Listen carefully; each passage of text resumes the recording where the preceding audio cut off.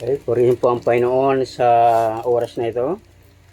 At ngayon po ay meron po tayong pagkikinggan na mensahe ng salita ng ating Panginoon.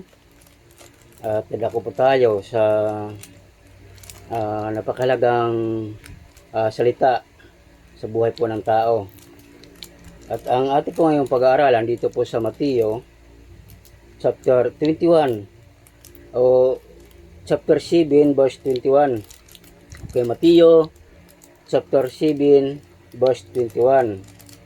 Ang sabi po dito sa salita ng ating Panginoon sa aklat ng Mateo, hindi lahat ng tumatawag sa akin, Panginoon, Panginoon, ay papasok sa kaharian ng langit, kundi yan lamang sumusunod sa kalooban ng aking amang nasa langit.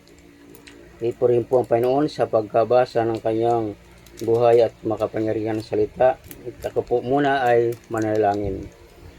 Amang banal, Diyos ng pagmahal, sa pangalan bugtong na anak na si Jesus na aming Panginoon, sa oras na ito, lubos po kami nagpupurt ng kapasalamat sa iyong kabutihan katapatan mo sa ipong mga buhay. At patuloy po, Lord, na nagpapakababa po ako sa iyong banal na paanan. Panginoon, linisin mo aking pong puso ng iyong makapangyarihan salita at humingi po ako ng kapatawaran, Panginoon, sa mga pagkakasala sa isip, sa salita at sa gawa. Panginoon, salamat sa oras nito. Dadako po kami sa pag-aaral ng mga salita. Panginoon, patuloy po, Lord, ang iyong kalooban sa patuloy na mahayag sa ipong mga buhay. At patuloy po, Panginoon, na ang mga salita na ay pong papakinggan, patuloy po ito na may sa buhay po namin. At patuloy po ito na panghawakan namin sa ay pong mga buhay. Ama, salamat sa oras nito. Pinupurikan at pinapasalamatan, Banal na Espiritu. Patuloy po, Lord God, hiningi ko po ang karunungan upang lubos po na maunawa ang iyong mensahe ng iyong salita. Salamat po, Ama, sa pangalan ng anak ng Jesus. Amen. Sabi po dito sa aklat ng Mateo 7 verse 21, hindi lahat ng tumatawag sa akin, Panginoon, Panginoon, ay papasok sa kaharian ng langit, kundi yan lamang sumusunod sa kalooban ng aking amang nasa langit. Okay, sabi po dito na hindi lahat ng tumatawag. Hindi lahat ng tumatawag sa Panginoon, Panginoon. Maraming tumatawag sa Panginoon, lalo na itong pandemic, itong pagsubok sa mundo at sa mga tao, na marami ngayon ang tumatawag sa ating Panginoon. Pero ang sinasabi po dito na hindi lahat ng tumatawag sa aking Panginoon, Panginoon ay papasok sa kaharian ng langit. E sino lang po ang makakapasok sa kaharian ng langit? Sabi po ng salita ng ating Panginoon. Ang sabi po dito, ang sumusunod. Sabi po dito, ang sumusunod sa kalooban ng aking amang nasa langit. Yun po ang sinasabi ng salita ng ating Panginoon, na ang sumusunod lamang sa kalooban ng aking amang nasa langit. At napakahalaga po ang salita ng ating Panginoon na ito po ay patuloy po ito na ipinangangaral, ipinapahayag, itinuturo para malaman ng lahat ng tao sa mundong ito na nabubuhay pa na ang salita ng Panginoon ay mayroon po siyang mga pangako na dapat nating panghawakan sa ating po mga buhay. Sapagkat tunay nga ang sinasabi ng salita ng Panginoon na ang lahat ng bagay sa mundong ito at ang buhay ng tao ay hindi po hangganan sa mundong ito. Meron po itong katapusan. Kaya sa talata, sabi po dito, meron po dito akong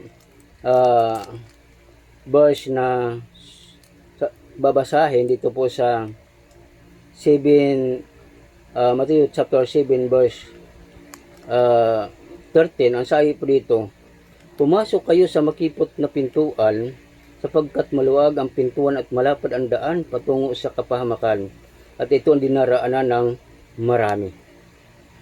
Okay, totoo po na napakarami ang mga kapasok dito sa maluwag na pintuan. Kasi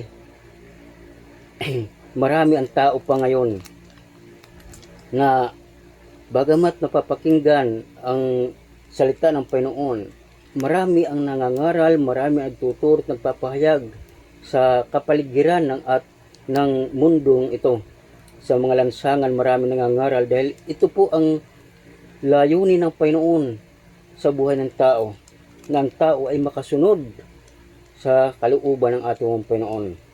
Dahil ang kanyang kalooban, ang tao ay hindi mapahamak. Kaya sinabi niya sa John 3:16 na gayon lamang ang pag-ibig ng Diyos sa sanlibutan. Kaya binigay niya ang kanyang bugtong na anak upang ang sino man sumampalataya sa kanya ay hindi mapahamak, kundi magkaroon ng buhay na walang hanggan. Yun po ang pinakalayunin ng ating pong Panginoon sa buhay po ng tao, kung bakit itong salita ng ating Panginoon ay patuloy po ngayon na pinapangaral hanggat hindi pa nagbabalik ang Panginoon sa kanyang mga pangako sa buhay ng tao, na mga naglilingkod sa kanya at sa mga tao pang maglilingkod sa kanya.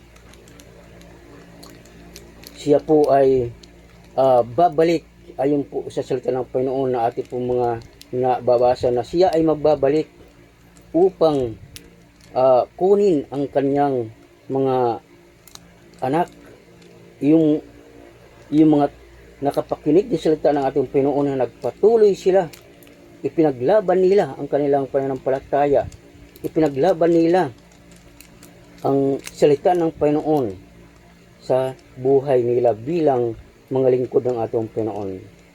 Kaya sabi po dito na marami ang papasok sa maluwag na pintuan.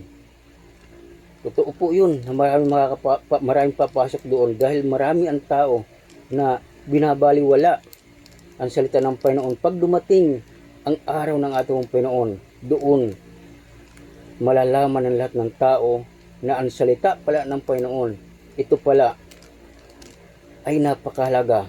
May layunin ang salita ng Panginoon sa buhay po ng tao, kung bakit ngayon ipinangaral. Kaya sabi po dito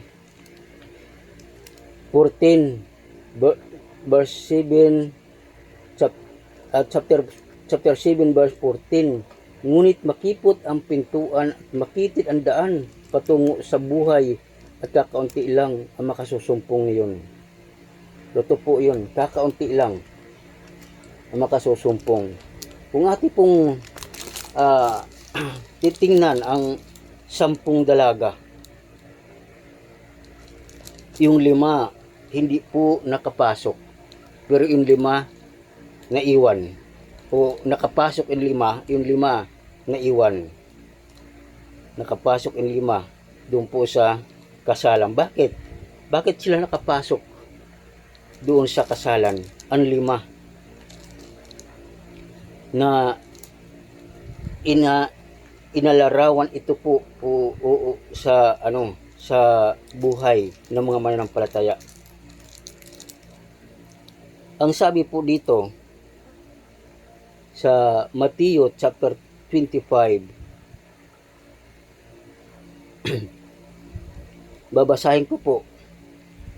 Sabi po dito sa Mateo 25 verse 6, ngunit ng hating gabi na may sumigaw, narito na ang lalaking ikakasal.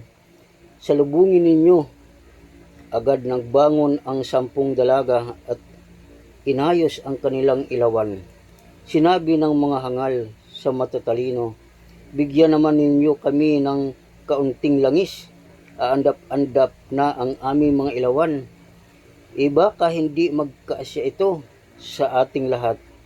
Tugon ng matatalino, mabuti pa'y pumunta muna kayo sa nagtitinda at bumili ng para sa inyo.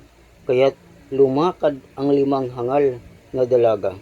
Samantalang bumibili sila, dumating ang lalaking ikakasal. Ang 5 nakahanda ay kasama niyang pumasok sa kasalan. Okay, mayroon po dito tayong nakita sa talata. Ang sabi po dito, ang 5 nakahanda